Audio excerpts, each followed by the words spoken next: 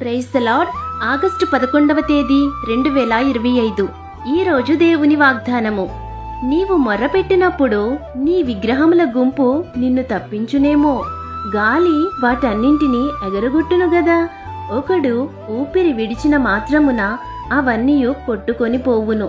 నన్ను నమ్ముకొను వారు దేశమును స్వతంత్రించుకొందురు, నా పరిశుద్ధ పర్వతమును స్వాధీనపరుచుకొందురు. యెషయా గ్రంథము 57వ అధ్యాయము 13వ వచనం. సాత్వికులు ధన్యులు, వారు భూలోకమును స్వతంత్రించుకొందురు. యెహోవాయందు నమ్మికయుంచుము, మేలు చేయుచు దేశమందు నివసించి సత్యముననుసరించువారు ధన్యులు. కీడు చేయువారు నిర్మూలమగుదురు. యెహోవా కొరకు ఎదురుచూచువారు దేశమును స్వతంత్రించుకుంటారు.